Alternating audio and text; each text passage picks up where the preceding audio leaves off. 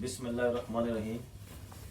आज का ये प्रोग्राम कश्मीर, सियासत और इलेक्शन, इसमें हम आज अपना आज़ाद कश्मीर की सियासत के बारे में गुफ्तगू करेंगे। लेकिन मैं सबसे पहले आपको बताना चाहता हूँ, हमारी ये जो गुफ्तगू है वह एक आम शहरी की हैसियत से है, एक आम आवाम की हैसियत से है।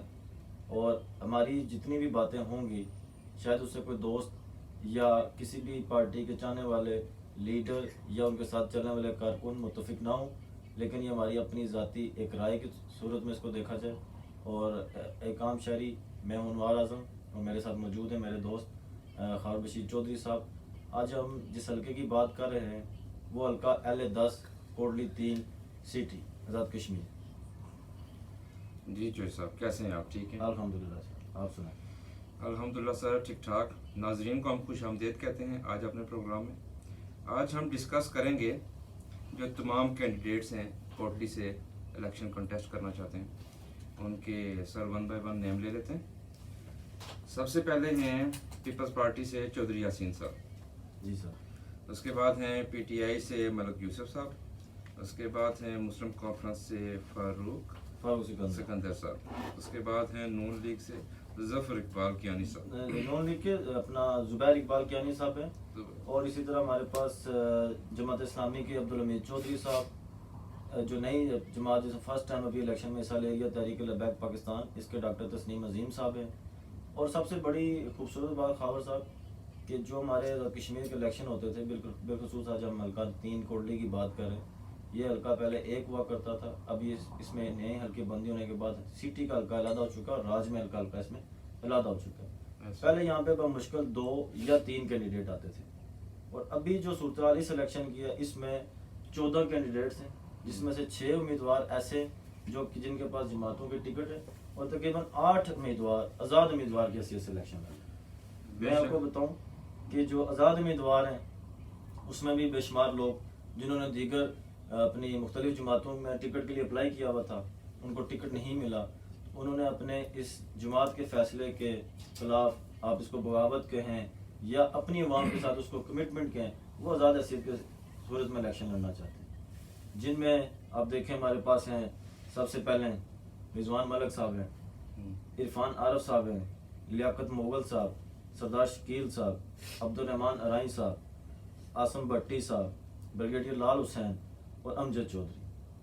अब इसमें जो ये टोटल कैंडिडेट हैं, इसमें एक नाज़म गुज्जर साहब थे जो पहले उन्होंने PTI के टिकट के लिए दरख्वास्त दी, फिर उनको टिकट नहीं मिला, वो अभी सुनने में आया जी कि वो PTI के कैंडिडेट मलिक यूसुफ के हक में दस्तबरदार हो चुके हैं। तो अभी हल्का सिटी की जो सियासत है वो अब कहें कि बहुत बेहतरीन सियासी नुमाइंदे अवाम के सामने, बिकॉज तमाम नुमाइंदे अपने आप को बेहतरीन नुमाइंदा कहते हैं, वो तमाम नुमाइंदे अवाम में मौजूद हैं। अपना इलेक्शन मुहिम साहब ने जारी रखी हुई है, बेहतरीन काम कर रहे हैं। लेकिन हमने जो हमारा सियासी तज्जिया और हमारी जो सर्वे रिपोर्ट है, जो हमने की सर्वे रिपोर्ट, उसके हिसाब से हम नाज़रीन के साथ बात करेंगे कि फ़िलहाल वहाँ पे सिचुएशन क्या चल रही है। बिल्कुल नाजरीन, सबसे पहले तो मैं भी ये समझता हूँ कि बड़ी खुशाइंद बात है कि कोटली से इतने लोग इलेक्शन कंटेस्ट करना चाह रहे हैं। इससे पहले हमारे पास कंटेस्टेंट की तादाद कम होती थी। एक्चुअली ये सियासी शऊर है और लोगों की खिदमत का जो जज्बा है वो आपको इतने कैंडिडेट्स की सूरत में नज़र आ रहा है। कुछ लोगों को ये चीज़ शायद कोई इतनी अच्छी तो नहीं लग रही कि इतने ज़्यादा कैंडिडेट्स क्यों हो रहे हैं, लेकिन मेरे मुताबिक, मेरे ख्याल में चौधरी साहब, ये बहुत अच्छी बात है कि इतने लोग लोगों की खिदमत करने के लिए आगे बढ़ रहे हैं। बिल्कुल सही बात है। जितना लोगों के अंदर सियासी शऊर आ रहा है, लोग सियासत को समझ रहे हैं और लोगों के अंदर अवामी खिदमत करने का जो जज्बा है वो ज़्यादा हो रहा है, तो लोग इस फील्ड में आ रहे हैं, सियासत में आ रहे हैं। अगर हम बात करेंगे 1 बाय 1 कि जितने उम्मीदवार हैं, चाहे वो आज़ाद उम्मीदवार हैं या उनके पास किसी भी जमात का टिकट है, उनका सियासी बैकग्राउंड क्या है। कोई बेशुमार, मैंने जैसे आपके साथ बात की, इसमें बेशुमार चेहरे ऐसे हैं जो कि पहली दफ़ा इलेक्शन लड़ रहे हैं, और बेशुमार चंद दोस्त ऐसे हैं जो कि पहले भी इलेक्शन लड़ चुके, असम्बली का हिस्सा भी रह चुके। कुछ ऐसे हैं जो कि इलेक्शन लड़े लेकिन जीत नहीं सके, सबका उम्मीदवार हैं वो। तो इन तमाम दोस्तों की, तमाम लोगों की जहाँ पे जो बात होगी हम आवाम के सामने रखेंगे। कि सबसे पहले शुरू करते हैं जी। सबसे पहले जनाब जी पीपल्स पार्टी के कैंडिडेट चौधरी मोहम्मद यासीन साहब से, जो कि पहले चुड़ई से इलेक्शन लड़ते रहे। और इस दफ़ा पहली दफ़ा उनको 2 हलकों से इलेक्शन लड़ने का मौका मिल रहा है। पीपल्स पार्टी ने उनको 2 हलकों से टिकट जारी किया, जिसमें कोटली में वो इस दफ़ा फर्स्ट टाइम कंटेस्ट कर रहे हैं। तो ये सब क्या समझते हैं कि जो यासीन साहब की हलके के अंदर पहली दफ़ा वो इलेक्शन कंटेस्ट करना चाह रहे हैं, तो कितनी एक पजीराई है उनको अवाम की तरफ से, या कितनी एक फुटिंग है कि वो क्या इसके बारे में एक लेके आए हैं, अपना एक आइडियोलॉजी लेके आए हैं कोटली के वाले से, और साथ कोटली उन्होंने क्यों चूज़ किया अपने दूसरे हलके के तौर पर। ये चीता 2-4 चीज़ें हैं जो कि एट फर्स्ट मेरे ख्याल में नाज़रीन को भी पता होनी चाहिए, एग्जैक्ट। और हम सबको इल्म होना चाहिए इन चीज़ों का। अगर जो साहब आप बात कर रहे हैं ना चौधरी यासीन साहब की, तो चौधरी यासीन साहब सियासत में 90 की दहाई में उन्होंने अपना सियासी अमल में वो आए, उन्होंने सियासत का आगाज़ किया। तो वो मुतअद्दिद बार अपना चुड़ोई से इलेक्शन जीते, और चुड़ोई में वो एक मजबूत उम्मीदवार के तौर पर माने जाते हैं जी, कि चुड़ोई में जो यासीन साहब को हराना थोड़ा सा मुश्किल काम है। बेशक ऐसे। और वो अभी फ़िलहाल जो हमारे अपोजिशन लीडर भी रह चुके हैं, पीपल्स पार्टी में उनका वो एक नाम है, सीनियर लीडर के तौर पर जाने जाते हैं। अगर मैं बात करूं हल्का चुड़ोई से, तो शायद वहाँ पे की सिचुएशन की क्या होगी या क्या नहीं होगी, क्योंकि हमारा टॉपिक उधर का नहीं है। लेकिन कोटली हल्के से जो यासीन साहब फर्स्ट टाइम इलेक्शन लड़ रहे हैं, लेकिन फर्स्ट टाइम इलेक्शन लड़ने के बैकग्राउंड में आप जाएंगे तो पूरा 30 साल का सियासी तजर्बा और अवाम की शायद खिदमत, या असम्बली के अंदर रहते हुए अगर उन्होंने काम किए हैं जो उनकी कारकर्दगी या लोग उनसे मुतासर हैं या नहीं है, तो उन चीज़ों की बुनियाद पर जो यासीन साहब इलेक्शन लड़ेंगे। एक तो ये बात है। दूसरी बात ये हुई कि जो यासीन साहब कोटली से इलेक्शन लड़ रहे हैं, उसमें जो उनका पुराना हल्का था, हल्का चुड़ोई, उसमें से कुछ एरियाज बड़ाली, मनील, इस तरह के कुछ एरियाज वहाँ से उन्होंने जो नया हल्का हमारा कोटली का बना वहाँ पे चुड़ोई से काट के तो कोटली के साथ शामिल किया। तो वहाँ पे भी चौधरी साहब उस हल्के जो एरिया को स्पेसिफिक एरिया में जो यासीन साहब अपना बड़ा वोट बैंक रखते थे। शायद उनको ये लगता है, वो सोचते हैं कि वो जो तकरीबन वोट उनको पहले चुड़ोई में मिलता था, वही वोट अब उनको कोटली में मिलेगा, तो वो आसानी से सीट जीत सकते हैं। और बाकी कोटली के लिए वो कहते हैं जी हमने काम भी किए हैं, लोगों ने देखे होंगे काम किए हैं। जब वो अपोजिशन लीडर थे कोटली में, उन्होंने काफ़ी सारे काम बल्दिया के थ्रू, PWD के थ्रू काम कराए थे। इस कारकर्दगी की बिना पर भी वो समझते हैं कि शायद मैं इलेक्शन लड़ सकता हूँ, जीत भी सकता हूँ। दूसरी बात जो यासीन साहब खुद कोड करते हैं, कि मैं क्यों इलेक्शन लड़ूं कोटली से। मेरी कोई ज़ाती ख्वाहिश नहीं थी इलेक्शन लड़ने की। मुझे ये कहा गया जी कि हल्का कोटली जो है सिटी का हल्का, यहाँ पे हमारे बानी MLA थे सैयद नसार हुसैन शाह साहब, उसके बाद पाकिस्तान पीपल्स पार्टी सीट नहीं जीत सकी, तो उसकी क्या वजह है। तो जो यासीन साहब कहते हैं, मैंने उनको बताया कि हमारा उम्मीदवार वहाँ पे स्ट्रॉन्ग उम्मीदवार नहीं था, ऐसा नहीं था, वैसा नहीं था। तो यहाँ पे 2 बंदे इलेक्शन जीत सकते हैं, एक मोहम्मद मतलूब इनकलाबी मरहूम अल्लाह उनको जन्नत फरदौस में आला मकाम अता फरमाए, वो जीत सकते हैं, या मैं जीत सकता हूँ। तो फिर पार्टी की आदत में मुझे कहा जी कि आप वहाँ से भी इलेक्शन लड़ें, और ये जो सीट कोटली सिटी की सीट है, ये हमें चाहिए। लेकिन चौधरी साहब और भी तो काफ़ी ऐसे कैंडिडेट्स हैं जो कि इस दफ़ा नए हल्का बंदी के बाद कोटली से फेवरेट हो सकते थे, पीपल्स पार्टी से गहरा और पुराना ताल्लुक रखने की बेसिस के ऊपर। बिल्कुल। तो मतलब हम आपको देखें, जो कोटली का जो मैंने अब जैसे जिक्र किया बानी MLA नसार हुसैन शाह साहब के, उनके बेटे फरद अब्बास काज़मी साहब, वो भी टिकट के उम्मीदवार थे। बल्कि टिकट की जंग में जो यासीन साहब का, फरद अब्बास काज़मी साहब का बड़ा आपस में टाकरा रहा, और बिलाखिर फैसला जो यासीन साहब के हक में हुआ।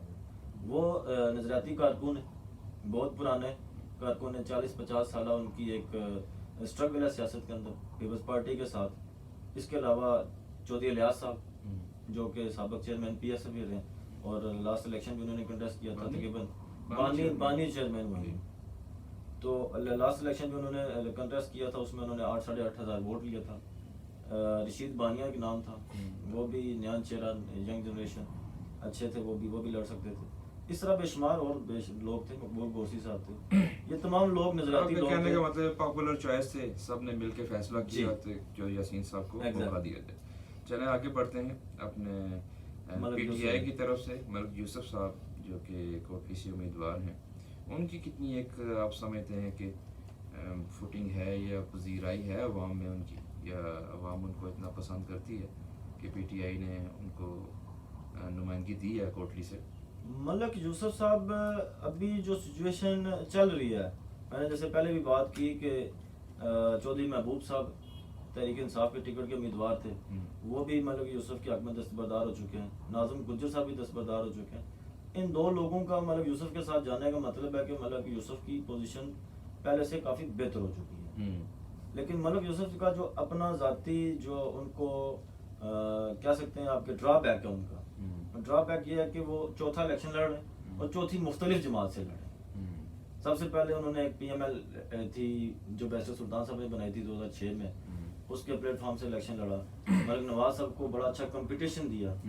फिर 2011 का वो पाकिस्तान पीपल्स पार्टी के टिकट से इलेक्शन लड़े, तब भी उन्होंने अच्छा कंपटीशन दिया। मतलब मलिक नवाज को अच्छा कंपटीशन मलिक यूसुफ ने दिया सल्के में, जो पिछले इलेक्शन की बात है। 2016 में मलिक यूसुफ साहब फिर नून लीग में चले गए, तब भी मेरे ख्याल में कोई 1200 वोट से ये आ रहे थे।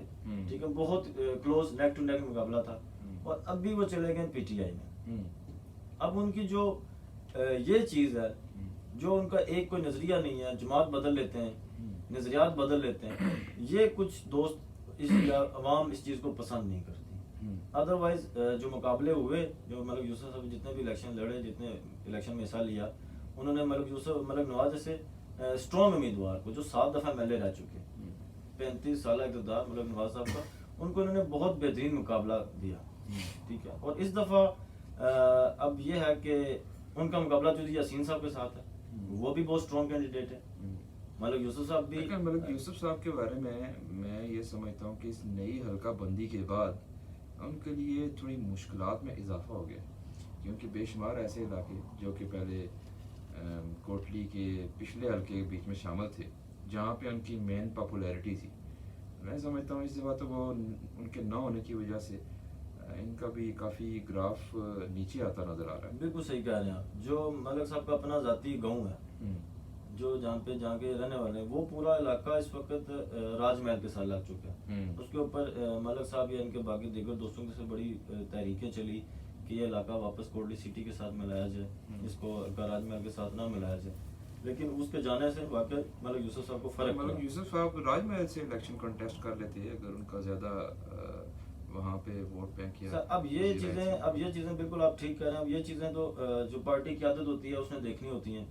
मलिक यूसुफ साहब PTI में शायद 2-3 महीने पहले आए थे, फिर उनको सिटी का टिकट मिल गया। हालांकि टिकट के जो मजबूत उम्मीदवार थे, चौधरी महबूब साहब बहुत मजबूत उम्मीदवार थे, नाज़िम गुज्जर साहब भी थे। लेकिन मैंने आपसे पहले जिक्र किया, दोनों का जाने के साथ और मलिक यूसुफ के साथ इत्तेहाद करने से मलिक यूसुफ की पोजीशन कदरे बेहतर हो गई है। लेकिन इलेक्शन जीतने की पोजीशन में वो अभी हैं या नहीं है, ये बात कबल वक्त है। उनका अपना एरिया, उनका अपना जो इलाका था वो टूट के राजमहल के साथ चला गया, वहाँ से उनको वाकईतन बहुत जो ना नुकसान हुआ। और इसके अलावा जो नुकसान इनको मैं देख रहा हूँ, जो अक्सर सोशल मीडिया पे या हमारा जो सर्वे उसमें भी ये है कि जो PTI का नजरियाती कारकुन था, जो कि शुरू से PTI के साथ, पाकिस्तान तहरीक इंसाफ के साथ मुंसलिक था, जो इमरान खान का फॉलोअर है, जो इमरान खान के नजरिए के साथ खड़ा है, वो अभी तक मलिक यूसुफ साहब को बतौर उम्मीदवार एक्सेप्ट नहीं कर सका। अच्छा जी, यहाँ पे इनको बेशुमार यहाँ पे दोस्तों की तरफ से जो ना देखने में मिलती है मुखालफत और तनकीद और इजाज हैं, लेकिन वो जो नजरियाती कारकुन है वो अभी तक मलिक यूसुफ साहब उसको कवर करने में कामयाब नहीं हो सके। अगर मलिक यूसुफ साहब उस नजरियाती कारकुन को, इमरान खान के उस फॉलोअर को अपने साथ मिला लेते, जैसे कि उन्होंने बाकी उम्मीदवारों को अपने साथ मिलाया, तो सूरत काफ़ी मुस्तहकम मुख्तलिफ हो सकती है। ये तो बड़ा अच्छा ब्रीफ आपने एक्सप्लेन किया मलिक यूसुफ साहब की ऑन ग्राउंड पोजीशन को। तो मुस्लिम कॉन्फ्रेंस की तरफ से फारूक सिकंदर साहब का कोटली में इस दफ़ा एंट्री हुई है, तो इसमें आप क्या समझते हैं कि फारूक सिकंदर साहब की भी जो सियासी कैरियर है, वो तो अगर इनका ख़ानदानी सियासी कैरियर देखा जाए, फारूक साहब तो वो तो 70 साल पुराना सियासी कैरियर है। इनके वालिद साहब एक दफ़ा रियासत के सदर और 2 दफ़ा वज़ीर आज़म रह चुके हैं। खुद भी ये साबिक मिनिस्टर हैं और ज़ाती तौर पर ये बड़े अच्छे और शरीफ नफ्स इंसान है फारूक सिकंदर साहब खुद बाज़ात खुद। तो लेकिन हल्का कोटली जो है इनके लिए भी नया है। अब ये अपना भाई हल्का निक्याल छोड़कर कोटली से जब इलेक्शन लड़ रहे हैं, तो इनकी जितनी खिदमात हैं या जितनी भी कारकर्दगी है, जितनी भी चीज़ें थी, वो इन्होंने निक्याल के अंदर की थी। निक्याल में इनका अपना एक बरादरी का वोट था। मतलब बरादरी का फैक्टर तो आपको पता है कश्मीर की सियासत में बड़ा क्लीदी रोल है। नारे तो सारे लीडर यही कहते हैं जी बरादरीज़म नहीं करेंगे, बरादरीज़म, लेकिन बरादरी जहाँ तक बरादरी की बात है वो है, उससे कोई भी बंदा डिनाई नहीं कर सकता। कोटली में इनकी बरादरी का इतना बड़ा फैक्टर नहीं है, और ना ही इनको कोटली में इनके कोई बहुत ख़ास किस्म के कोई कारनामे या कोई इतनी अवामी खिदमत या कारकर्दगी है जिसकी बुनियाद पर ये समझते हैं कि मतलब ये इलेक्शन वहाँ से जीत सकते हैं। लेकिन जो ये सब कुछ ना कुछ कैलकुलेशंस तो देखें हर लीडर करके ही कोई स्टेप उठाता है। ये स्टेप इतना बड़ा स्टेप है कि इसको सोचने, इसको अमल में लाने के लिए बेशुमार चीज़ों को सोचना पड़ता है। तो यकीनन उन्होंने बेशुमार कुछ ऐसी चीज़ें सोची ही होंगी जो उनको लगता होगा कि कोटली से कॉन्टेस्ट करना बेहतर है। अदरवाइज़ हमारे स्टैटिस के मुताबिक तो हमें तो समझ नहीं आई टिल येट कि किस तरह उन्होंने यहाँ से इलेक्शन लड़ने का फैसला किया। आप ठीक कह रहे हैं। जो फारूक सिकंदर साहब ने या सरदार सिकंदर साहब ने अपनी कोई कैलकुलेशन की होगी मेरे जहन के मुताबिक, वो उनकी अपनी राय हो सकती है, हमारी अपनी राय, वो ये थी कि मुस्लिम कॉन्फ्रेंस के जो उम्मीदवार पहले इस हल्का से इलेक्शन लड़ते हुए मलिक नवाज साहब, और मैं आपको बताया कि वो 7 दफ़ा इलेक्शन जीते, तो उनकी नज़र में ये चीज़ थी कि शायद मुस्लिम कॉन्फ्रेंस इस हल्के में बहुत मजबूत जमात है। वो जो वोट बैंक मलिक नवाज साहब का था उसमें जमात का कितना वोट था और शख्सियत का कितना वोट था, ये एक बात काबिल जिक्र है कि वो वहाँ पे लोग, मैं देखा हमारा भी उस हल्के से तल्लक है, लोग मुस्लिम कॉन्फ्रेंस को वोट कम देते थे लेकिन मलिक नवाज साहब की ज़ात को, उनकी शख्सियत को वोट ज़्यादा देते थे। उनके अंदर कोई ऐसी बात थी, उनको लोग पसंद करते थे। लेकिन जो मुस्लिम कॉन्फ्रेंस का जेन्युइन कारकुन है, जो कि नजरियाती कारकुन हर जमात का हर जगह पर मौजूद होता है, जो मुस्लिम कॉन्फ्रेंस का नजरियाती कारकुन इस वक्त हल्का सिटी में मौजूद है, उन्होंने भी इस टिकट मिलने पे, जब फारूक सिकंदर साहब को टिकट मिला तो भरपूर एहतजाज किया कि जी हम बाहर के बंदे को कबूल नहीं करें, जिसमें चीता चीता शख्सियात थी, सबका नाम लेना यहाँ पे टाइम कम है। तो अब वो अगर वोट, इनको नजरियाती वोट भी नहीं मिलता, बरादरी का फैक्टर भी है, काम काज का वाला भी है, तो मुझे नहीं लगता कि फारूक सिकंदर साहब उस पोजीशन में जाएंगे। और इनके मुकाबले में हम बाद में बात करेंगे, लेकिन अभी फिर भी बताना चाहता हूँ कि मलिक रिजवान का तल्लुक भी मुस्लिम कॉन्फ्रेंस से था। वो यूथ विंग के चेयरमैन भी रहे, आज़ाद कश्मीर यूथ विंग जो मुस्लिम कॉन्फ्रेंस की यूथ विंग थी उसके चेयरमैन भी रहे। तो अब ये जो इलेक्शन वो लड़ रहे हैं वो भी इस फैसले के, जमात के इस फैसले के खिलाफ एहतजाजन इलेक्शन लड़ रहे हैं कि जी सिटी के अंदर से किसी बंदे को टिकट मिलना चाहिए था, जमात उसको टिकट देती, वो इलेक्शन लड़ता। अगर अब रिजवान मलिक साहब उनके खिलाफ इलेक्शन लड़ रहे हैं तो ये भी एक फारूक सिकंदर साहब के लिए बड़ी मुश्किल है, क्योंकि उनके साथ भी बहुत तादाद में लोग हैं। चलो जी, ये अभी नेक्स्ट है नून लीग से हैं ज़ुबैर इकबाल कियानी साहब। सर ज़ुबैर इकबाल कियानी साहब भी बिल्कुल नया चेहरा है, ठीक है। पहला इलेक्शन है उनका, जमात का टिकट इनको मिला। जैसे वो बताते हैं कि वो 2010-11 से जमात के साथ है, नवाज शरीफ के बहुत करीबी दोस्तों में समझे जाते हैं। अच्छा, कि लंदन में इनका कोई अपना अच्छा तल्लुक है नवाज शरीफ के साथ, उस बुनियाद पर इनको टिकट मिला।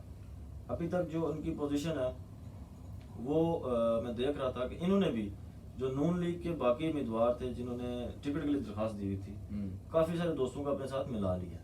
अच्छा, काफ़ी सारे दोस्तों को अपने साथ मिला लिया। और नून लीग का जो नजरियाती कारकुन है वो भी इस फैसले पे मुतफिक है कि ठीक है, टिकट जिसको जमात ने जिसको टिकट दिया हम उसके साथ हैं, क्योंकि इस तरह का खास किस्म का रद्द-ए-अमल, जैसे मैंने बताया ना इसका पीटीआई का और मुस्लिम कॉन्फ्रेंस का सामने है, इस तरह का कोई रद्द-ए-अमल सामने नहीं है।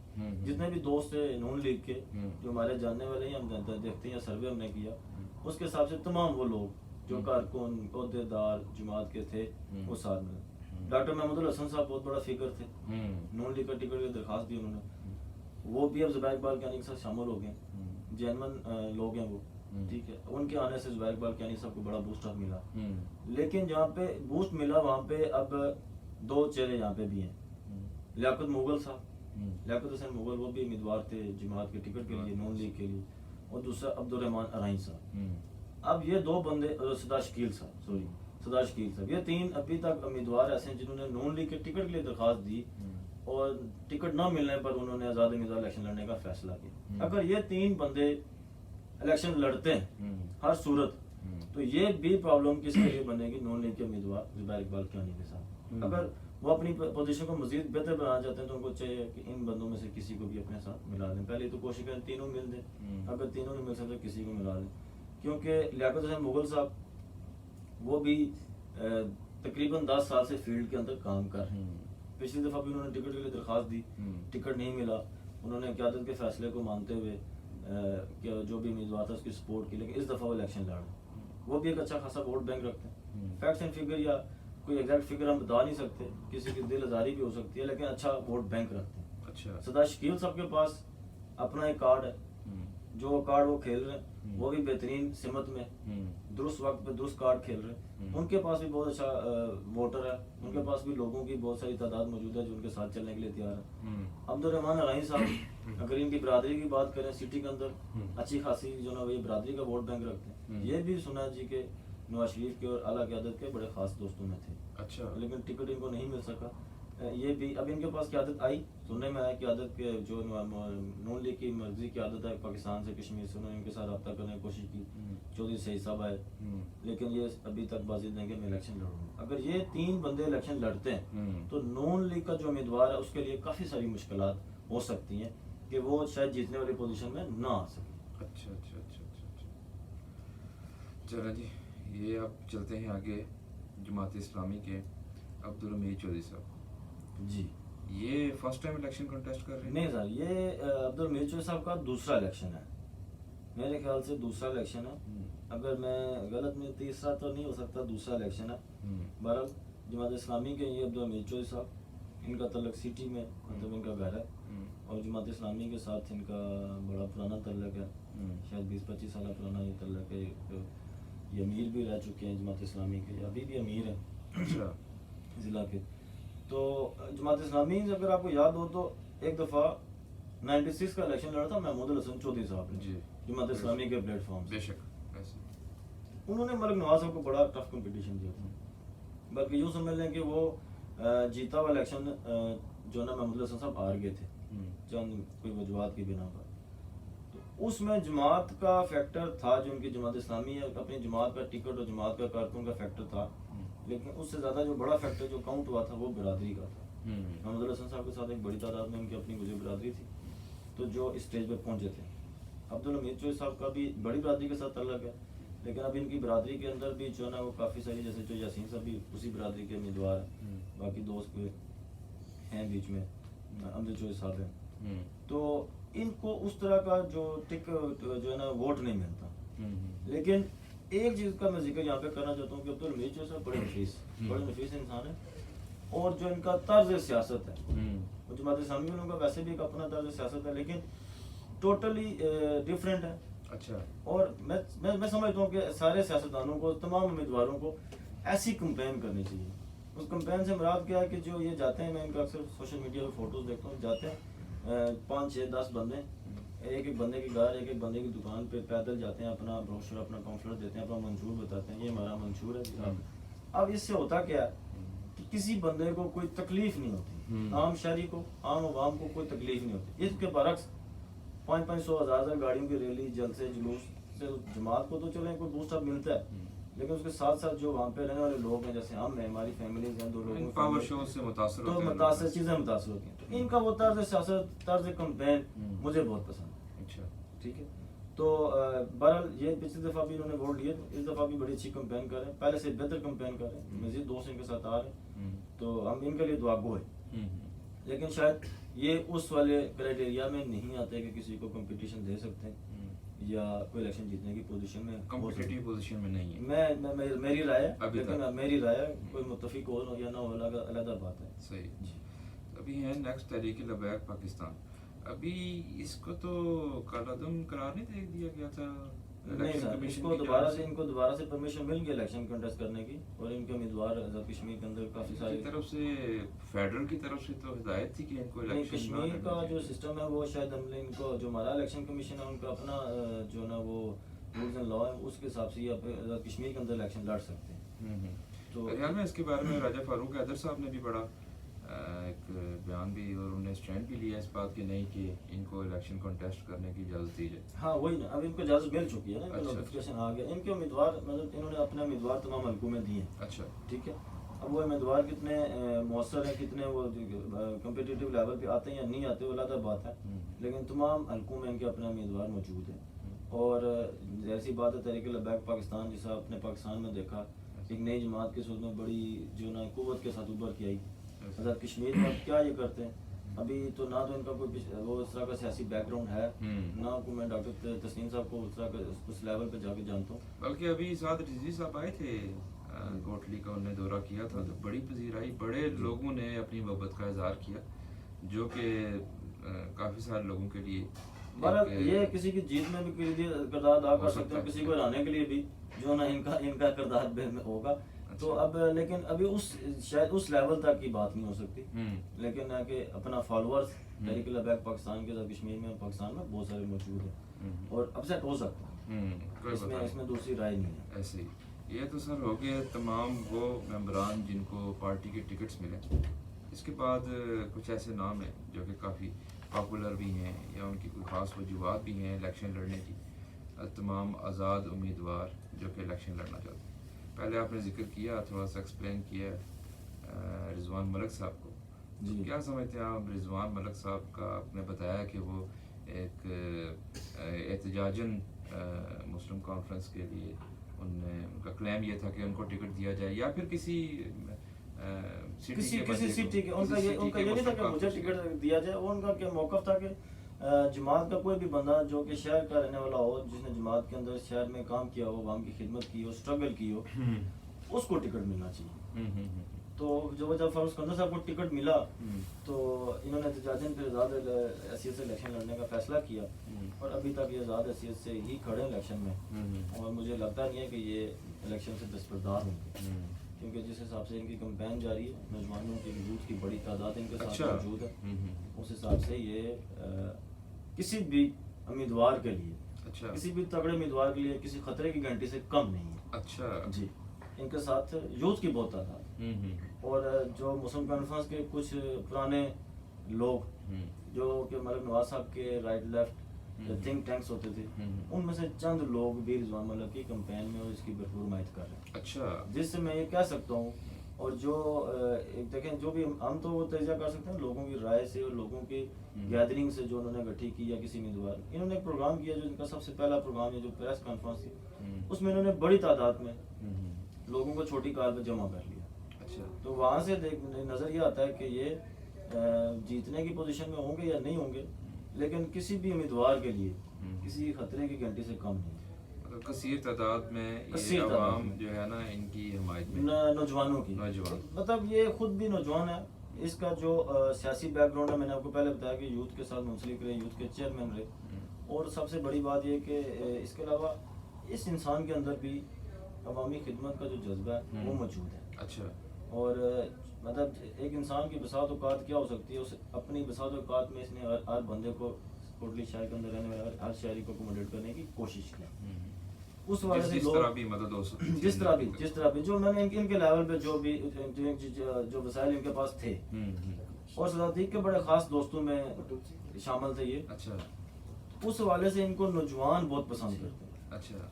अब बेशुमार लोग ऐसे हैं जिनका अपने नज़रिए के साथ वफा है, किसी लीडर के साथ कमिटमेंट है, वो भी ये कहते हैं कि फर्ज करें हमारी अपने लीडर के साथ कमिटमेंट ना हो या बात ना हो तो हम रिजवान मलिक साहब को वोट एंड सपोर्ट करें। अच्छा। तो उस हवाले से इनको एक अच्छी राय मिली है। इनकी स्ट्रगल जो है वो भी शायद आने वाले इलेक्शन में या उसके बाद, चलो नौजवान की आदत है, तो इनको भी अच्छा जो है रिस्पॉन्स इस दफ़ा इलेक्शन में मिलेगा। अच्छा। मैं ये समझता हूँ कि अच्छा रिस्पॉन्स मिलेगा अवाम की तरफ से, अभी तक मिल रहा है और मज़ीद आगे भी मिलेगा। अच्छा जी सर। चलें, अभी अगले उम्मीदवार हैं हमारे इरफान आरिफ साहब, जो कि पॉपुलर शख्सियत है, उनको लोग जानते भी हैं, बैंकिंग से भी उनका ताल्लुक़ रहा है, और अभी इस दफ़ा पहली दफ़ा इलेक्शन लड़ना चाह रहे हैं शहर से इंडिपेंडेंट। तो इनके हवाले से सर क्या आप समझते हैं कि क्या कुछ शहर के लोग इनको कितना एक फॉलो करते हैं, या इनको कितना एक वोट बैंक इनका है, या कितना एक ये किसी के लिए थ्रेट या विनिंग पोजीशन में है नहीं, या अभी राइट नाउ टिल येट क्या पोजीशन इनकी चल रही है? देखिए फारूक साहब, हमने पहले भी ये बात की कि हमारे किसी तजिए से अगर किसी की दिल आज़ारी हो तो हम उसकी भी मदद करते हैं। हम वो बात करेंगे जो हम फील करते हैं, हक़ाइक़ शायद उसके बरक्स भी हो सकते हैं, लेकिन ये हमारा एक तजिया, हमारी सोच है, हमारी का अपने सर्वे है, हमारी अपनी स्टडी है। सही। और लाजमी नहीं है कि ये जो बातें हम करें 100% ऐसे हो सकती हैं, नताइज की बात। बाकी जो हमने गुफ्तगू किसी के माजी पे, किसी की जमात पे, किसी की कारकर्दगी पे की, वो तो फैक्ट्स एंड फिगर हमने स्टडी करके की है। जीत हार के बारे में, वोट कम लेना ज़्यादा लेना, इसके बारे में हम किसी को कुछ कह नहीं सकते। ऐसे ही। लेकिन इरफान आरफ साहब की आपने बात की, इरफान आरफ साहब की सबसे खूबसूरत बात ये कि उन्होंने किसी भी जमात के टिकट के लिए दरख्वास्त ही नहीं दी। अच्छा। ठीक है, अब उनका मौक़िफ़ क्या था? उनका मौक़िफ़ ये था कि अगर मैं किसी जमात के टिकट के लिए दरख्वास्त दूँ तो वहाँ पे जी होता है लेन देन। अच्छा। हाँ, सीधी बड़ी खुली इन्होंने कहा अपनी प्रेस कॉन्फ्रेंस में बात। इन्होंने कहा जी वहाँ पे होता है लेन देन, पैसे दे के मैं टिकट लूँ, फिर मैं वही पुराना ताजर, बेसिकली इनका तल्लुक जो ना वो बिजनेस है, इनकी फैमिली पूरी बिजनेस कर रही है बड़े अरसे से, तो उससे बेहतर है फिर मैं इलेक्शन में लड़ूँ, मैं फिर वही पैसे अपने बिजनेस में इन्वेस्ट करूँ, मजीद पैसा वहाँ से कमा लूँ। इरफान आरफ साहब आपने बात की बैंकिंग के फील्ड से थे, पुराने नेशनलिस्ट हैं ये, NSF के एक्टिव टाइप के कारकुन रहे अपने दौर में, कॉलेज में बहुत एक्टिव। ठीक है। और इनके वाले साहब भी बड़े अच्छे, अल्लाह उनको भी जन्नत नसीब करे, अच्छे इंसान हैं। इनके जो बड़े भाई है मसूद आरफ साहब, उनका भी सियासी बैकग्राउंड है। वो कोटली में भी अंजुमन ताजरान के प्लेटफॉर्म से उन्होंने सियासत की, वैसे भी गुंड ट्रांसपोर्ट के आज़ाद कश्मीर के हवाले से वो सियासत करते हैं, तो उन्होंने भी अपनी औकात और बसात के मुताबिक लोगों को अकोमोडेट करने की कोशिश की, मसूद आरफ साहब ने। और इरफान आरफ साहब का अपना जो किरदार है, जो इनका अखलाक है, वो बहुत अच्छा, लोगों के साथ बहुत अच्छा, कोई शक नहीं। बड़ा अच्छा तरीके से लोगों से, इलेक्शन लड़ने से पहले भी अच्छे तरीके से लोगों के साथ मिलते रहे। तो ये एक प्लस पॉइंट आज भी इनके पास मौजूद है, लोग इनको भी पसंद करते हैं, और इनके खिलाफ कोई नेगेटिव बात नहीं अभी तक सामने आई। और अगर वोट को देगा या नहीं देगा वो किसी की कोई भी मजबूरी हो सकती है, लेकिन इनके भी चाहने वाले इनके फॉलोअर्स हैं। अच्छा। और दूसरी बात यह है कि इनकी अपनी बरादरी का भी वोट बैंक है। अच्छा। और नौजवान भी इनके साथ हैं, इनका मंशूर भी है। अब वही बात है कि जीतने की पोजीशन में शायद होंगे या नहीं होंगे, लेकिन सियासत में पहला मूव बहुत अच्छा है, पहला स्टेप है इनका सियासत के अंदर, और ये पहली मूव इनकी बहुत अच्छी है। और शायद आने वाले वक्तों में बेहतर सियासतदान के तौर पर सामने आएंगे या नहीं आएंगे। लेकिन फिलहाल जो इनको एज है वो दो चीज़ों का एज है, एक इनका अपना बरादरी का एज है, दूसरा इनको अपने अखलाक का एज है, ठीक है। और तीसरा एज जो इनको है वो अपने भाई की तरफ से, क्योंकि वो भी अपना के अंदर रहते हुए सिटी के अंदर उन्होंने भी लोगों के बहुत काम करवाया, सामने भी ऊपर से पर्दा है, तो वो एक एज इनको ये भी मौजूद है। और ये भी मतलब किसी भी कैंडिडेट के लिए खतरे की घंटी से कम नहीं है। अच्छा जी, अगले कैंडिडेट हमारे लियाकत मुगल साहब, इनके बारे में। लियाकत मुगल साहब पेशे के एतबार से तो वकील हैं, अच्छा। बड़े मंज वकील हैं, बड़ा सियासी ख़ानदान के साथ इनका तल्लक है। इनके वालिद साहब अल्लाह उनको भी जन्नत नसीब करे, वो भी कौंसिल का इलेक्शन लड़े और जैसे कौंसिल मुंतखब हुए। बाकी इनकी जो फैमिली बैकग्राउंड है वो सियासी है, अच्छे लोग हैं। और अगर लियाकत मुगल साहब को जुमात का टिकट मिल जाता खावर साहब, अच्छा, तो ये बड़े बेहतरीन कैंडिडेट के तौर पर सामने आते। अच्छा। हाँ, इसकी वजह यह है कि 10 साल 11 साल से ये भी अपने सिटी के अंदर प्रॉपर कंपेन कर रहे हैं। मतलब इन्होंने अपना मूड बनाया था कि मैं इलेक्शन लड़ूंगा, जमात के टिकट के लिए अप्लाई किया और नहीं मिला, आज़ाद उम्मीदवार के से लड़े, लेकिन मैं 10 साल से देख रहा हूँ इनको ये हल्के के अंदर प्रॉपर कंपेन कर रहे मौजूद है। अच्छा। इसके अलावा ये एक मुशब मुद्दा कौमी मूवमेंट थी या कौन सी, एक उनकी अपनी ऑर्गेनाइजेशन है जिनका अंजुमन ताजरान के साथ भी एफिलिएशन, इन्होंने कोटली के लिए काफ़ी सारे जो चीज़ा मसाइल थे उनके ऊपर इन्होंने बहुत स्ट्रगल की है। उसमें मैं आपको जिक्र करता चलूँ, मोबाइल फ़ोन की जो सर्विस का मसला था, इसमें लियाकत मुगल साहब का बड़ा किरदार है। अच्छा। ठीक है, उन्होंने प्रेस क्लब जो इस्लामाबाद है वहाँ पे काफ़ी टाइम धरना दिया, स्ट्राइक्स की, और आज़ाद कश्मीर के अंदर ये मोबाइल सर्विस का जो भी सिस्टम आया उसमें मतलब जो लोग थे उसमें ये भी शामिल थे। अच्छा। मैं नाम ना लूँ आज उन बंदों का, ख्वाजा तामुद्दीन कादी साहब, असगर सेठी साहब जो पिछले दिनों वफात पा गए, अल्लाह उनकी भी माफ़रत करे। ये वो लोग थे जिन्होंने बहुत स्ट्रगल की अपनी कोटली के अवाम को कोई सहूलतें देने के लिए। अच्छा। लियाकत मुगल साहब वो थे। ये पिंडी कोटा जो रोड है इसमें भी मतलब इनका तल्लक था, नून लीग के साथ था, नून लीग की हुकूमत थी, इन्होंने उसमें भी बड़ी एफर्ट्स की, पैदल लॉन्ग मार्च वैसा की चीज़ें इन्होंने बहुत की। अच्छा। कोटली के अंदर लोड शेडिंग का मसला, पानी का मसला, ताजरों के मसाइल, आम शहरी के मसला है तो ये शहीद चौक में मौजूद होते हैं। अच्छा। ये इनकी ये खूबी है कि छोटे से छोटा मसला, बड़े से बड़ा मसला कोटली के अंदर किसी भी इंसान को या किसी भी तरह का, तो ये वहाँ पे मौजूद होते हैं। तो इस लिहाज से लोग इनको पसंद करते हैं, तो ये भी खासा अच्छा वोट बैंक रखते हैं। और दूसरा कि अगर टिकट मिल जाता तो शायद रिजल्ट बिल्कुल बरअक्स होता। लेकिन अब जमात के अपने फैसले, उन्होंने क्यों नहीं इनको टिकट दिया, लेकिन ये अभी तक अपने जो नॉन लीग के कैंडिडेट हैं उसके लिए समझ लें कि खतरे की खतरे के। वो उसके तमाम वोट तो सरदार शकील साहब इनका भी तो सरदार शकील साहब भी बहुत बड़ी जो फैमिली से सियासी फैमिली से बिलोंग करते हैं। इनके वाले साहब भी बड़े पुराने सियासी का सारे दोस्त ये लोग जो सियासत करते हैं, इनके पास बहुत बड़ा वोट बैंक है, वो इनका अपना एक कार्ड है इनके अंदर। लेकिन सरदार शकील साहब की अपनी जो सियासत में कोई कंट्रीब्यूशन है वो उस तरह की नहीं है। अच्छा। ये इंग्लैंड से या कनाडा, शायद कनाडा से मूव है टोटली, उस तरह की इनकी ज़ाती तौर पे अपनी कोई स्ट्रगल सियासत के अंदर नहीं है। लेकिन इनकी फैमिली की बहुत बड़ी सियासी स्ट्रगल है। इनके भाई ये पहले ये सारे लोग सिकंदर याद साहब के बड़े करीबी रुफका में शामिल थे, सरदार अतीक साहब के और राजा फरुख साहब के दस्ते शफकत इनके लोगों के साथ रहा। तो अभी ये भी किसी अपसेट करने की पोजीशन में है। अच्छा जी, सरदार शकील साहब जो कार्ड ये खेल रहे हैं, जो कार्ड इनके पास है, ये अपसेट करने की पोजीशन में है। अच्छा। क्योंकि सियासी बैकग्राउंड जब इनके खानदान का देखा जाए तो बड़ा है, अच्छा। फिर बरादरी का वोट बैंक भी रखते हैं। तो अगर ये जीते ना, लेकिन फाउस सिकंदर के जो है ना वो जिसे कहते हैं ना उसके लिए उनके लिए थ्रेट साबित हो सकते हैं। बिल्कुल चलो ठीक हो गया। और दूसरा ये अब्दुल रहमान साहब भी हैं, इंडिपेंडेंट उम्मीदवार लड़ना चाह रहे हैं कोटली से। अब्दुल रहमान साहब जो हैं ये इंग्लैंड में सेटल हैं, कोटली सिटी से इनका तल्लक है, राई बरादरी से इनका तल्लक है। इनका बरादरी का जो वोट बैंक है ऐसा खासा सिटी के अंदर है, लेकिन इतना नहीं है जिसके ऊपर आपको इलेक्शन जीत सको। इनको भी वज़राई मिली, टिकट इनको मिल जाता तो ये भी अच्छी पोजीशन में जा सकते थे। लेकिन खुद का इनका कोई इस तरह का कोई सियासी कारनामा, सियासी स्ट्रगल नहीं है। जमात के साथ मुंसलिक रहे, लंदन में सोनिया जी के, नवाज शरीफ के चंद अच्छे दोस्तों में इनका शुमार होता है, लेकिन ग्राउंड पे इनका उस तरह का कोई खास काम या कारकर्दगी है नहीं। बातों से लगता है बड़ा जेन्युइन आदमी है। अच्छा। मैंने इनकी प्रेस कॉन्फ्रेंस की तकरीरें सुनी तो लगता है जेन्युइन आदमी है। लेकिन वही बात है कि अब जब ये हल्के के अंदर टाइम देंगे, हल्के के अंदर काम करेंगे, तभी पता चलेगा कि कितना। और अवाम स्ट्रगल देखती है, अवाम उस बंदे को देखती है जो 5 साल से 10 साल से सिटी के अंदर मौजूद रहा, जिसका चेहरा हर रोज उनको नजर आता रहा। और ऐसे लोग जो बाहर से आते इलेक्शन लड़ते हैं, फिर उसके लिए अवाम का कोई रद्दमल मुख्तलिफ हो सकता है। लेकिन टिकट मिलता तो किसी अच्छी पोजीशन में जा सकते थे। फिलहाल अभी उस पोजीशन में है नहीं। लेकिन नून लीग के उम्मीदवार के लिए अभी भी थ्रेट है। जो नून लीग का उम्मीदवार जुबैर इकबाल कियानी साहब हैं, उनके लिए अभी भी ये थ्रेट है। अच्छा अच्छा। आसम भट्टी साहब के बारे में क्या कहते हैं आप? आसम भट्टी साहब भी आज़ाद उम्मीदवार इलेक्शन लड़ रहे हैं। आसम भट्टी साहब के पास कल अमजद नियाजी साहब गए, मलिक यूसुफ साहब गए, सुनने में है इन्होंने मलिक यूसुफ के हक में दस्तबरदार होने से इनकार कर दिया। इन्होंने कहा जी मैं वोट चाहे कम लूँ या ज़्यादा लूँ, लेकिन मैं इलेक्शन आंसू लड़ूंगा, अवाम की हमायत मुझे हासिल है, अवामी खिदमत मैंने करनी है, मैं पीछे नहीं हटूंगा।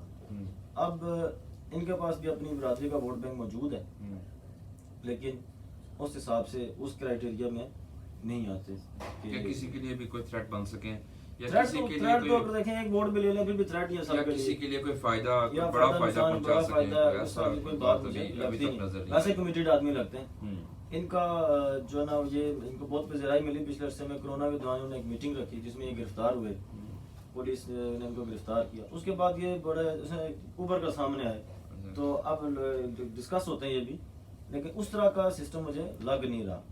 बहरहाल मुस्तकबिल में जाके शायद इसी तरह मेहनत करें तो आगे आ सकते हैं। हमारी नेक ख्वाहिशात हैं हर बंदे के लिए। ब्रिगेडियर लाल हुसैन साहब पहली दफ़ा कंटेस्ट करना चाह रहे हैं कोटली से, और इन्होंने किसी पार्टी के लिए दरख्वास्त जमा कराई थी। ब्रिगेडियर लाल हुसैन साहब का तल्लक जो है ना वो गुजर बरादरी से। गुजर बरादरी इस वक्त अच्छा खासा वोट बैंक रखती है सिटी के अंदर। जो मराल का LA10 कोटली 3 है, उसमें अच्छा खासा वोट बैंक रखती है। ये भी इमरान खान के नज़रिए के साथ थे, टिकट के लिए जमात दी, और सॉरी जमात में टिकट के लिए दरख्वास्त दी तो टिकट ना मिल सका, और अभी ये आज़ाद हैसियत से इलेक्शन लड़ रहे हैं। जो इनका अपना भाई इलाका गाँव कोठियाँ वाली साइड, जो शारदा से पीछे जो एरिया है, वहाँ पे इनके पास इनको अच्छी खासी इनके पास वोट बैंक है बरादरी का। लेकिन अब सिर्फ उस इलाके और उस खास बरादरी के वोट बैंक के ऊपर इलेक्शन जीता भी नहीं जा सकता। सिटी के अंदर, शहर के अंदर मैंने नहीं देखा शायद इनको उस तरह के इनके साथ कोई लोग मौजूद हैं, बड़े लोग जो कि किसी भी इलेक्शन जीतने में अपना किरदार अदा करते, उस तरह के लोग इनके साथ नहीं है। ऑन ग्राउंड कितनी है का आपको इनकी भी एक्टिविटीज? सर ये भी इन्होंने जो स्टार्ट किया था ना वो सियासत में भी, वो अभी कोई तकरीबन मैंने देखा कि 2 साल या इससे भी कम का अर्सा हुआ है। अभी आप अगर सोचें कि कोई बंदा 2 साल की सियासत करे और कहे कि फिर मैं टिकट लूँ और इलेक्शन भी लड़ूँ और जीत भी जाऊँ, तो उस तरह की पोजीशन कोटली में है नहीं। कोटली की सियासत 10-10, 15-15 साल की जदोजहद स्ट्रगल मांगती है।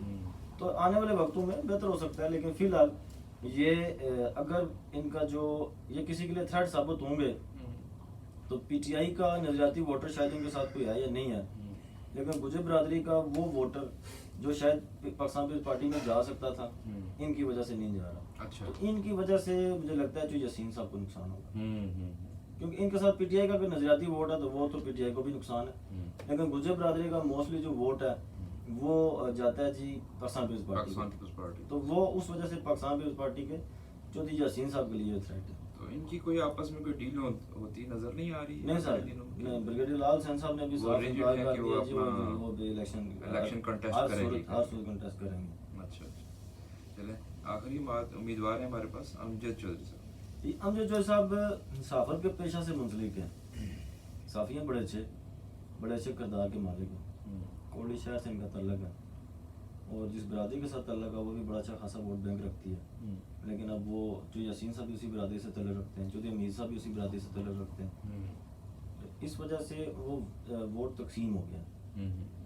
बाकी इनके भी वेल विशर्स बहुत हैं, इनके जाने वाले लोग हैं हल्के के अंदर भी, आज़ाद कश्मीर में भी ज़्यादा जाने पहचाने साफ़ी के तौर पर, तो लोग इनको पसंद करते हैं, लेकिन अभी ये भी थ्रेट हो सकते हैं जो यासीन साहब के लिए। अच्छा, कि अगर कोई जो भी वोट इनको अमजद चौधरी साहब को मिलेंगे वो समझ लें दूसरे एंड पे जो यासीन साहब का वोट था बरादरी के, अगर अब फैक्टर पे जाएंगे, बरादरीज़म की बात करेंगे, बरादरियों को वोट देती हैं उस पर जाएंगे, तो वो भी नुकसान चौधरी यासीन साहब का। तो अभी फ़िलहाल ये उस पोजीशन में मुझे लगते नहीं है कि शायद आ सकें। अच्छा, ये तो हमारे तमाम उम्मीदवार थे। नाज़रीन, हमने इनको फ़र्दन डिस्कस किया, उनके बैकग्राउंड को, उनकी कुछ मौजूदा सूरत हाल को आपके सामने रखा, जो कि हमारी समझ के मुताबिक था। तो आखिर में हम आपको जो हमने कोई चार्ट तैयार किया है या हमारी अंडरस्टैंडिंग के मुताबिक जो कोटली की इस टाइम पर पोजीशन बनती हैं वो आपकी स्क्रीन पे आपको नज़र आएंगी।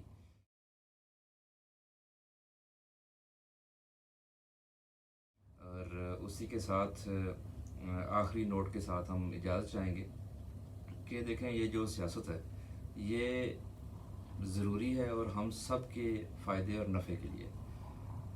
इख्तिलाफ़ात ज़रूर होते हैं हमारे आपस में अपने अपने पसंदीदा उम्मीदवार के पीछे हम कई दफ़ा दूसरों के लिए बड़ी रॉन्ग मीन्स में भी चले जाते हैं। तो हमें इन सब चीज़ों का ख्याल रखना चाहिए कि ये सब जितने भी उम्मीदवार हैं ये एक्चुअली हम सब की भलाई चाहते हैं। हम अपने अपने उम्मीदवार को सपोर्ट करें, और सबसे ज़्यादा ज़रूरी बात, आप किसी भी उम्मीदवार को सपोर्ट करते हैं आप उनसे पूछें, सवाल करें कि तुम हमारे लिए क्या करना चाहते हो, तुम्हारा एजेंडा क्या है। हाँ, हमें पसंद तो होते हैं हमारे उम्मीदवार, लेकिन हमें ये पता होना चाहिए वो चाहते क्या हैं, वो करना क्या चाहते हैं। और कि हमारा कोई भी उम्मीदवार है वो कहता है कि जी कि मैं इलेक्शन लड़ना चाहता हूँ और विनिंग पोजीशन में भी है या जिस भी पोजीशन में है, आप उससे पूछ सकते हैं कि सर आप बताएं आपका एजेंडा क्या है, आपका मंशूर क्या है, आप कोटली को किस नज़र से देखते हैं, क्या कमियां हैं जो कि आप इलेक्शन विन करने की सूरत में पूरी करेंगे, किस तरह स्टैंड करेंगे। हाँ, अगर उनके मंशूर के ऊपर आपको तसल्ली होती है, आप सबका सुने, बारी बारी सबका सुने, और जिसका आपको पसंद आता है उसी की बेसिस के ऊपर उम्मीदवार को चूज़ भी किया जाए। वैसे तो हमारी तरफ ये रवायती तरीका जो है, ख़ानदानी तरीका, बरादरी तरीके से, बरादरीज़म के तरीके से या इलाकाई, हम इन सब चीज़ों की बेसिस के ऊपर वोट करते हैं। तो जैसा मेरा तो मानना यही है कि हमारा जो वोट है वो इन चीज़ों की बेसिस के ऊपर नहीं, वो वोट होना चाहिए उस बंदे के अपने कैरेक्टर, उस बंदे की अपनी आइडियोलॉजी, और उस बंदे ने क्या चेंज लेके आना है और किस चीज़ के ऊपर वो डेडिकेटेड है कि लोगों की ज़िंदगी में कैसे बेहतर कर सकता हूँ। इन चार्ट्स की बेसिस के ऊपर आप किसी बंदे को वोट करें। सबका कारकर्दगी देख सकते हैं, बंदे का अपना खुद का कैरेक्टर देख सकते हैं, उसका सबसे पहले जैसे आपने कहा मंशूर देखें, उसकी गुफ्तगू देखें। अगर आपको लगता है कि यार ये बंदा हमारे लिए, हमारी आने वाली मुस्तकबिल की नस्लों के लिए बेहतर साबित हो सकता है, तो आप उसको वोट दें। कदर तल्लक इस चीज़ से कि बरादरी का है, इलाके का है, ये है वो है, इन चीज़ों को छोड़ दें। इनसे बाहर निकल के अपने हल्के के, अपने शहर के लिए, अपने ज़िला की बेहतरी के लिए वोट दें। वो कोई भी आपको लगता है आप उसको वोट दें, और बरादरियों के इस चक्कर से बाहर निकल कर चेंज को वोट दें। जो बेहतर आपके आपके माशरे के अंदर बेहतरी ला सके उसको वोट। और इसमें जैसे मैं ये भी कहना चाहूँगा कि ये तो पर्सनल अंडरस्टैंडिंग है वोट करने की, अपने लीडरान को पूछें भी, उनको बिल्कुल। काउंटर करें, उनको पूछें कि तुम करना क्या चाहते हो। अंधी तकलीफ नहीं करनी। अंधी तकलीद मत करें, किसी भी अपने उम्मीदवार की ना करें, बेशक जितना ही मर्जी वो करीबी क्यों ना हो या जितना भी मर्जी आपकी मजबूरी क्यों ना हो। लेट हिम फील, उसको ये एहसास होना चाहिए कि अगर कोई मुझे चूज़ कर रहा है तो उसकी कुछ वजूहत हैं। ये वजूहत नहीं है कि मेरे पास गाड़ियों का बहुत बड़ा काफिला है या ज़्यादा लोग मेरे साथ हैं। ये वजूहत किसी को सिलेक्ट करने की नहीं होनी चाहिए हमारे अंदाजे, हमारे मुताबिक। अपना ख्याल रखिएगा। बहुत अच्छा लगा जैसे बात गुफ्तगू करके। और हमारा ये प्रोग्राम इलेक्शन तक जारी रहेगा। जी आज जैसे हमने हल्का सिटी की बात की, इसी तरह हम ज़िला कोटली के तमाम हल्कों पर डिस्कस करेंगे और बिलखुसूस पूरे कश्मीर की सियासत पे हम लोग डिस्कस करेंगे, अपनी राय के मुताबिक अपनी सोच अपने हिसाब से करेंगे। तो जुड़े रहिए हमारे साथ, देखते रहे हम हमें, और इंशाल्लाह ताला आपको एक बेहतरीन जो है ना वो तजिया सियासत का, कश्मीर की सियासत का आपके सामने रखेंगे। अगर आपको हमारा प्रोग्राम पसंद आया हमें कमेंट्स में ज़रूर बताइएगा और हमारे इस प्रोग्राम को शेयर कीजिएगा ताकि हमें मज़ीद राय मिल सके, मज़ीद हमारी हौसला अफजाई करें। जी हौसला अफजाई करें। चलें, बहुत शुक्रिया। थैंक यू, अल्लाह हाफिज़।